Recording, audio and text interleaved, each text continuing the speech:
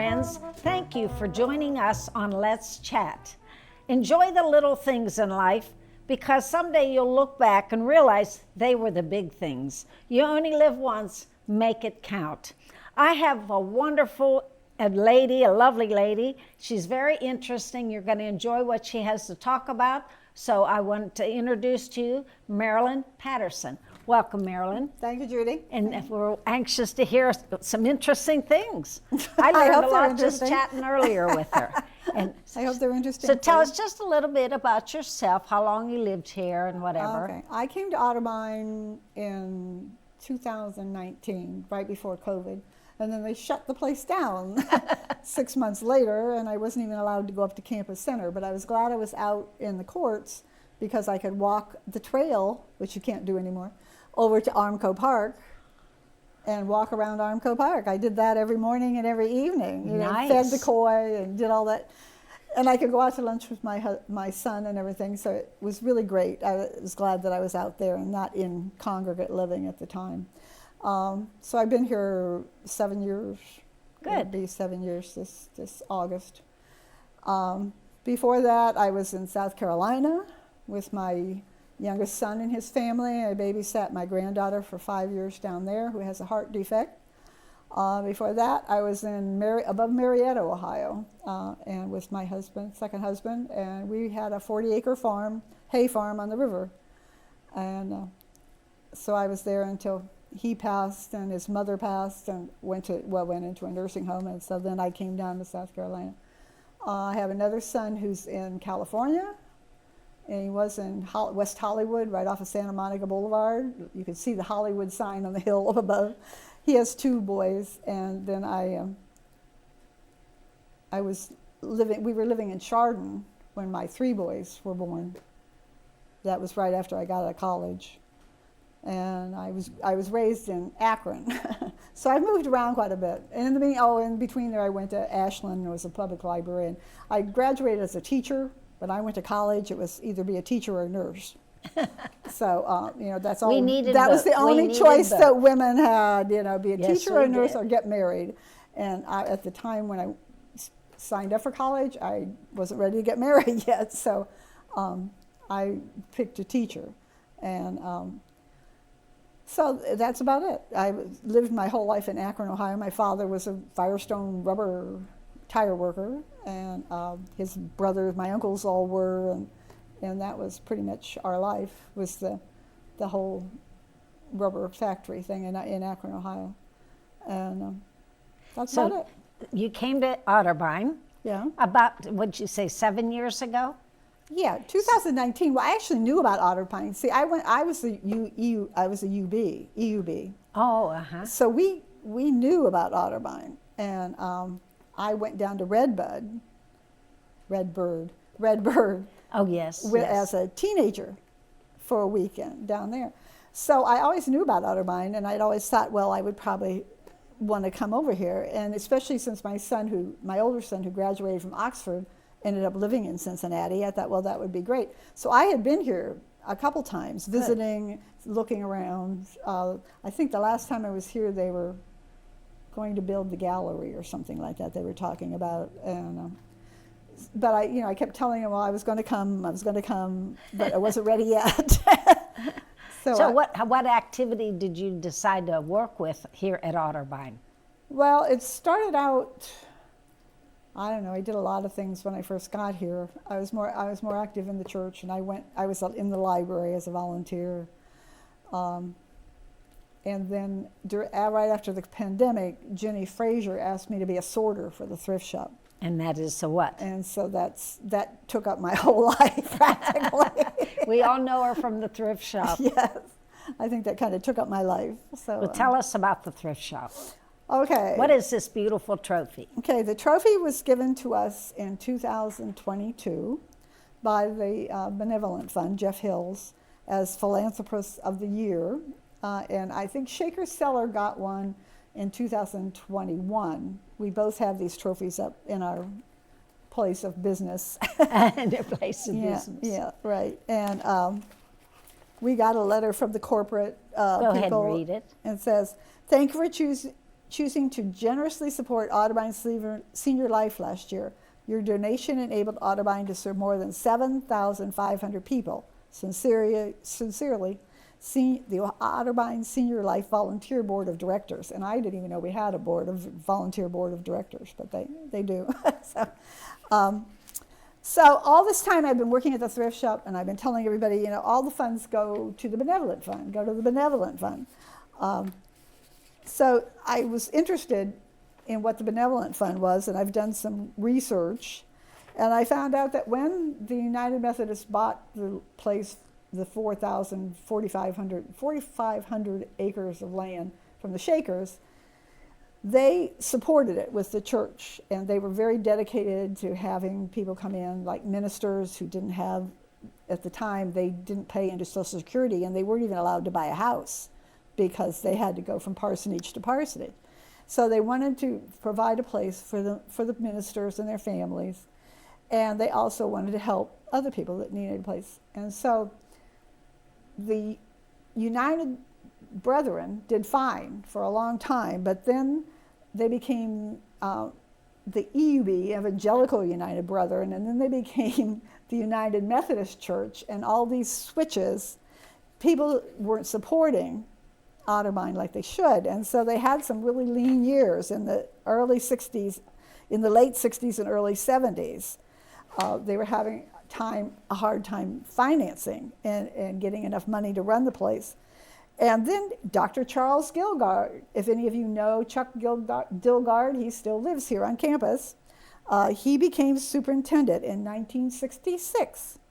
And he said that in spite of critical problems and the spirit of optimism, that he knew the spirit of optimism characteristic of previous leaders would endure. And if we have faith of our founders and half the willingness to work at it, we will find answers to continuing the most important part of our ministry, benevolent care.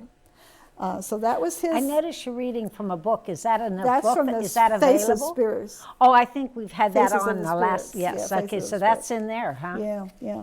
Okay. And when we got the award, Billie Jean Sanders was the volunteer coordinator, and she found out that in December 4th resident council meeting in 1972, it was determined that a clothing committee be formed to handle donations from residents and community churches.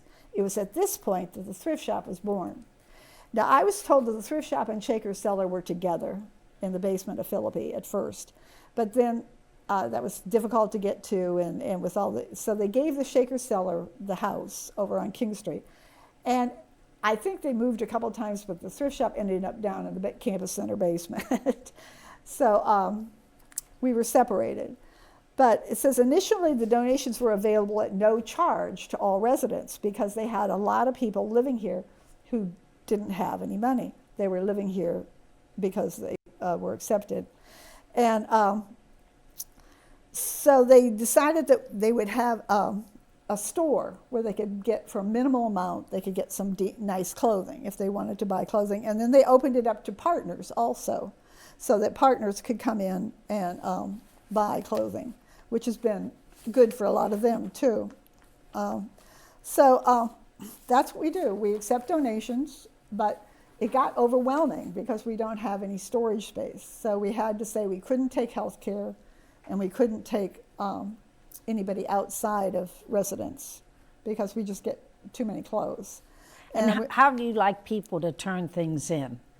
Well, this would be very helpful. Yeah, because of having no storage, we would rather, I know you want to downsize at the end of the winter and get rid of all your winter stuff, but it would be better if you could store it yourself and bring it to us like in September, October. Right. Rather than bringing it in.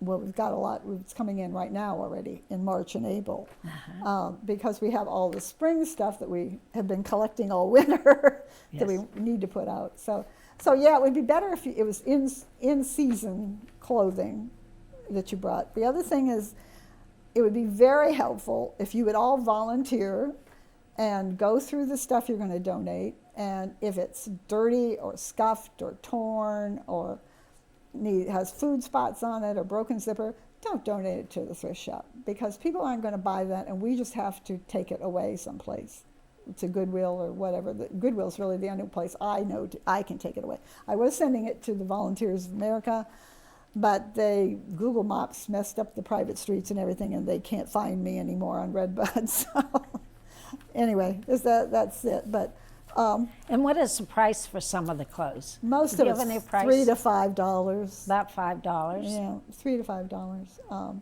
You have shoes too. Yep, we have shoes. We have jewelry, shoes, purses, clothing, And men's? men's and women's. We have a lot of men's. Men's don't come shopping very much. There's very few men's at Otterbein that shop.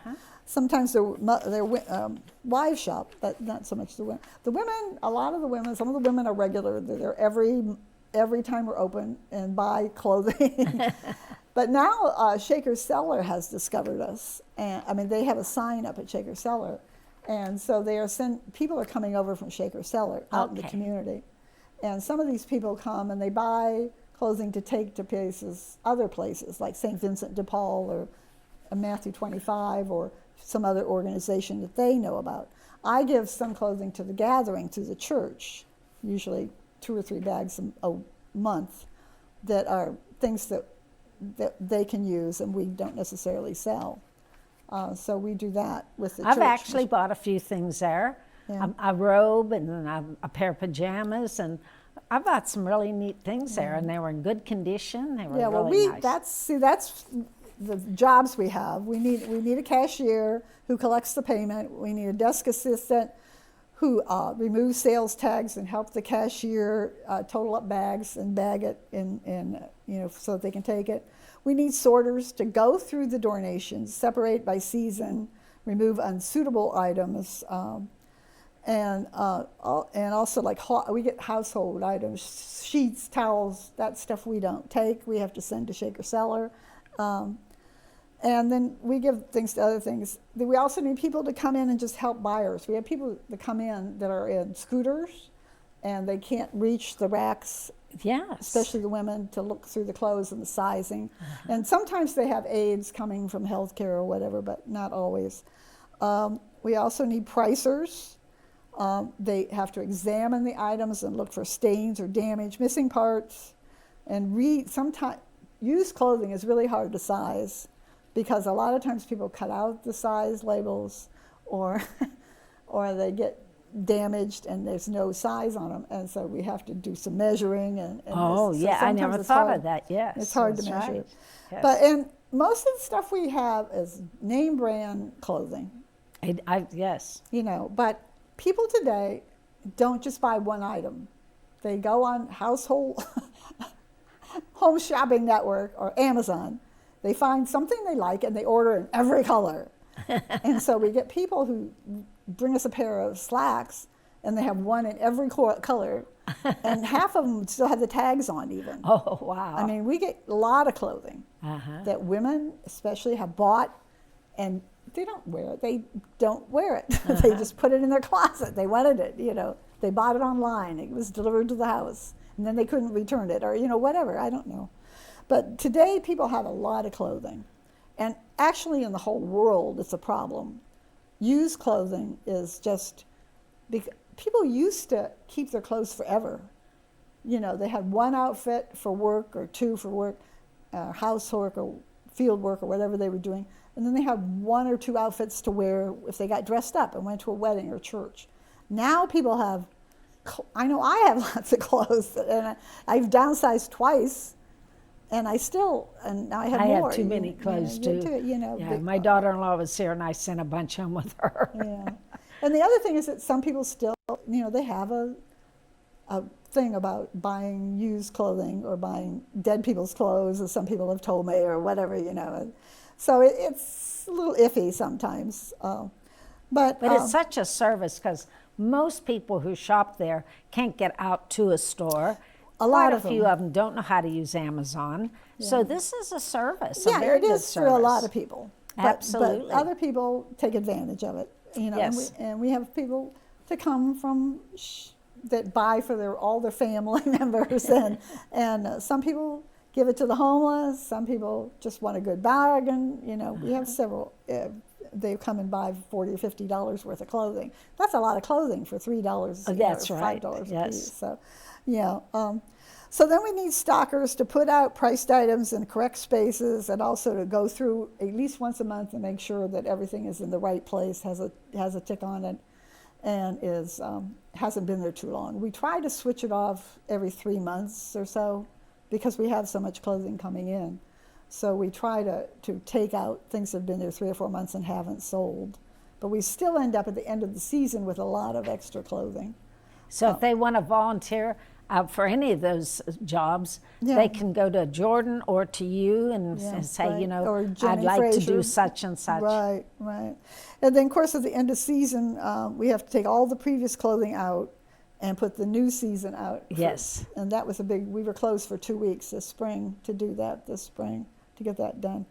And then we need transporters to take the bags of donated clothing to the venue of choice. John Kissinger was doing it for a while, but when I came in, I said, he's 90 years old, and he's taking these bags to Salvation Army, and he has to lift them up and put them in the bin and everything. I said, that's really not good. So then Marilyn Foster from maintenance started doing it for us, and then I was doing it with the VFW and different people. But there's been different hitches that have come up. It's hard to have people come in to a private road, to a private place, and pick something up, because they can't tell you exactly when they're going to pick it up. They'll say, well, we'll come Monday, whenever the truck gets there. You know, we'll text you when the truck's there. Well, Right. That means you have to bring everything up out of the basement and sit it by the door, and administration doesn't like that. It doesn't attractive. Right. And so it gets to be quite of a problem getting rid of the stuff and getting it down here and out of here, with it being down in the basement like it is. But we deal with what we have. Kevin, have you ever been in there since you're a partner? I have. Oh, yeah. Yeah, I bought he a few has things them. from there. Yeah. He's so close, he can just stop in there anytime. He's a busy man. I don't get in there as much as I'd like to. I know I've bought a few sweaters over the years from there, and then of course once I moved down to the basement, it's pretty toasty down here, so I haven't worn very many sweaters. But yeah, occasionally I pop in there and buy some stuff. Yeah. If I find anything I think you'd like, I bring it over. She does, yeah. I'm a little spoiled as well. Yeah, Marilyn does some visits over here and drops things off to me sometimes, which I greatly appreciate. And I noticed Marilyn, when I saw she always has something new on. I thought, oh, she's been shopping too. Yeah, I tell them I'm the model for a thrift shop. You- Every that's time a anybody good says, "Oh, I like your outfit," I say, "Well, I got it at the thrift shop." And I even had Dee Brady. Brady, Yeah. Brady. I had a jacket on that had sparkles on it, and she says, "Oh, I really like that jacket." I said, "Dee, I got it at the thrift shop. It's got a mark here." She, "Oh, that's okay." I said, "Okay, come down and give it to me." I was selling it right off. Right off your foot. Oh, that's good. anyway. She likes sparkles. Oh yeah, she likes sparkles. Yeah. Well, your information's great. And do you have any other hobbies besides the thrift shop? I haven't had much time to do much Do you like of to anything. walk? Do you Not walk? so much anymore. I can't Not do as that much anymore. I can't. I Okay. used to walk 3 to 5 miles in the morning and in the evening when I first moved here. But my knee and everything Knees don't start to allow me give to out. do Yes, that I did anymore. too. Plus, everything's torn up. There's no place to walk much except around campus, and I don't enjoy that as much as I like. I loved getting out to Armco Park and seeing the white squirrels and feeding the fish and the herons, the blue herons, and the eagles, and things like that. It was beautiful, and it really was great. Like I said, that first year, 6 months to a year when I was here, but we were under quarantine because I would have gone crazy otherwise. Well, is there any more good information? She's told me some earlier, and I was amazed at living here 4 years that I didn't know some of this. I did not know about the trophy at all, and that is beautiful. Yeah. The Benevolent Fund, a lot of people don't really realize what the Benevolent Fund is about. The Benevolent Fund is for independent residents who have a shortage of money. They can't make their monthly payment. And it's somebody that has lived here for a while, not somebody just moving in. And if they've lived here, and it goes for all of the Otterbeins. That started even with the United Methodist Church. I mean, the United Brethren Church having the Otterbeins. There were several other Otterbeins already. So all these people, the money goes to like I said, the volunteer board across the street. And then they give it to people if they apply and say, I'm going to run short $500 a month on my rent. Can I get that much, from Benevolent Fund? And so that's what the Benevolent Fund is for. It's for independent living people who are in a place, they like being there, they want to stay there, but they're running out of money and their income isn't matching what the rent is now, So that's what the Benevolent Fund is really I think for. that's a real Christian thing to do because they've lived here long enough, they don't want to move, and yet they need some help financially, and that's a great And I thing. hope it doesn't bother people that it goes to all the other Otterbeins too. I mean, we're raising the money, but they're raising money too, and everybody's Exactly, it's all contributing. going into one pot. Yeah, so even though it may not just be our residents particularly, there are, like they said, that one year, 1922, there were 7,500 people Yes. that they were giving money to. And I can't remember what they said last year. I thought it was on this one place. So what are we doing right now? We're doing spring clothes and Spring going accepting into spring summer, clothes. yeah, we've got a lot of sleeveless and sundresses and things that we haven't put out yet. But yeah, it's mostly just phasing out the winter stuff. And we still have, a lot of people like long sleeve clothes even in the summer. If you live in I do. congregate I living, don't wear short sleeve because much. the air conconditioning's on, Yes. and because you worry about the way your arms look or your neck looks or Now whatever. she hit on my reason. Yeah.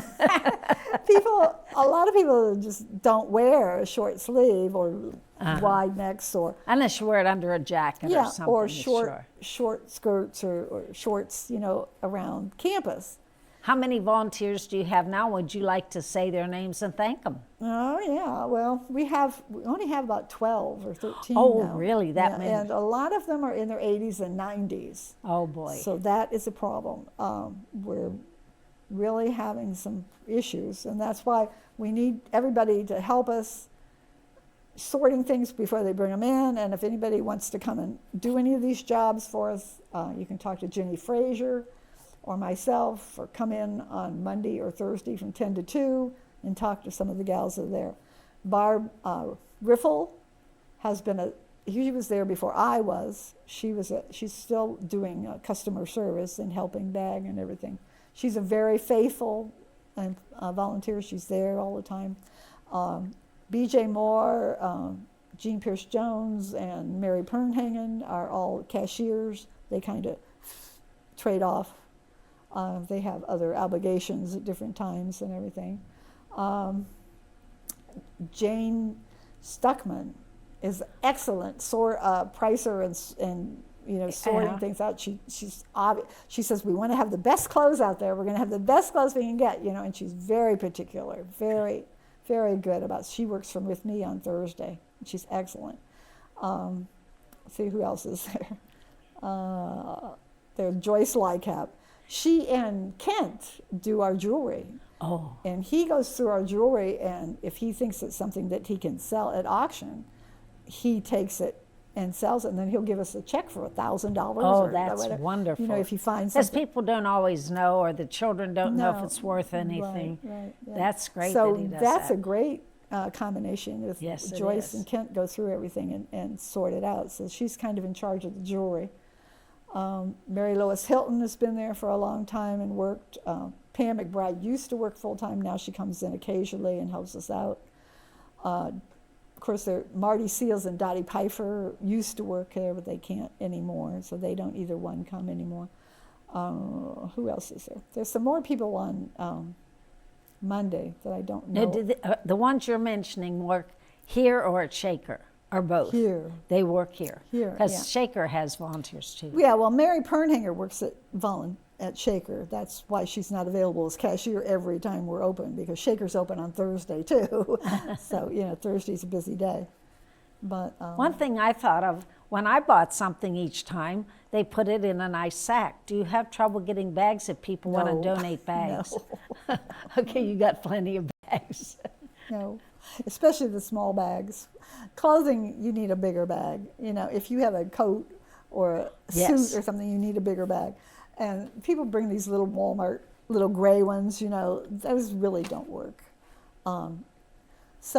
No, we can use the bigger bags, the bigger Kroger bags or the bigger. The blue ones? Yeah. Yes, yeah, those are nice size. The bigger size, yeah. So But- if they have any of those and they're not using them? Well, that would be fine, but there's a limit. People have a lot of plastic bags, we find out. Good. Every time we say we need something, we get inundated. So. Yeah, now you'll get lots of bags. I shouldn't have brought it up, should I? Right now, we've got a lot of bags. We've got quite a few bags right now. Because I just thought, well, since I know I did, I Yeah. wondered if you ran Yeah, short. yeah. And if you don't like throwing your bags away, then I would suggest you take your own bags, which I do when I go to the store. Oh. I take my own reusable bags, and I don't use the plastic bags. So, if you don't feel guilty throwing these bags away, Right. you can also take them to Lebanon Walmart. They have a place out in the lobby where you can put the Oh, okay. Yes. bags in. Okay. And then also there's places, and I haven't found one yet. I don't know if it's at Mason, Kroger, or what, but they have the orange recycling bags. I've heard If of you that. get the orange bags, then you can put the other things inside, and then Rumpke will take it in the orange Yes. bags.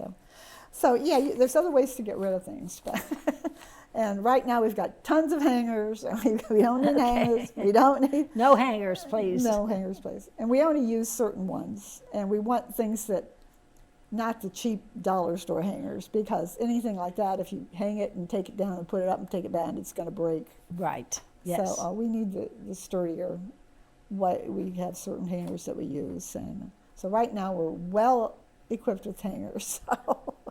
So we really don't need those either right now. Well, Marilyn, everything you've told us, a lot of it I didn't know. The trophy amazed me because I didn't know about that, and just the benevolent fund and all of this. And I hope people come down and shop, buy something new for spring, and maybe a piece of jewelry. Yep.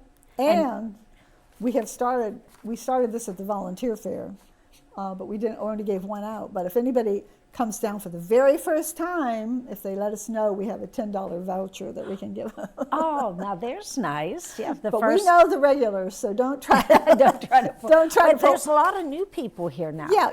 But And when people they that come in haven't for ever the been first down time- here, first time come down, we'll give you and you can just write on the back what you buy, and then until Well, you get that's $10. very worth nice. of it. That's something. And I I can't gave- use it, of course, I gave some to my volunteers too. Oh, you know, okay. and so that because they deserve something yes, for the hard yes. work. Ann Gallion was another one who volunteered for a while on Monday, but she has to take care of Richard now, so she's not able to come as much. There's other people. Donna Stewart. What's her name? I don't know. Anyway, there's another one from over there that volunteered on Monday, and I don't really know those girls as well, but there's a lot Well, of volunteers. Marilyn, thank you for being with us with all this great information, and I hope you all go visit Marilyn on Thursday. On Thursday. Or anytime, really. And I appreciate you being here. Thank you, Thank Judy. you, and I learned a lot. And I'm sure our audience. Bye, everybody. Want to say goodbye to our audience? Quickly, I got a question. Sorry, before we close out, quickly. So it's Mondays and Thursdays, right? You guys are open. Can you give the hours? 10 to 2. 10 to 2 Mondays and Thursdays. And Yes. then just a reminder, if anybody does want to get involved, who should they reach out to and how? Jordan, mainly. Jordan will do it. Go at the through Jordan? volunteer office, yeah. But I Okay. bet if you She stop won't- in she and won't tell give their Marilyn, name, but if you- she'll sign you up. Yeah, if you want to come in on Monday or Thursday when we're open and talk to Jenny Frazier or myself, Right. we can also accept volunteers. Okay, just wanted to make sure we give Yeah. people the Very proper good. place Thank to go you, to. Kevin. Yeah, Wait, thank we're you. glad you're with us. No, I'm glad to Bye, be here. everybody. Would you like to say goodbye to Bye. the audience? We'll see you again. Okay, Bye. bye.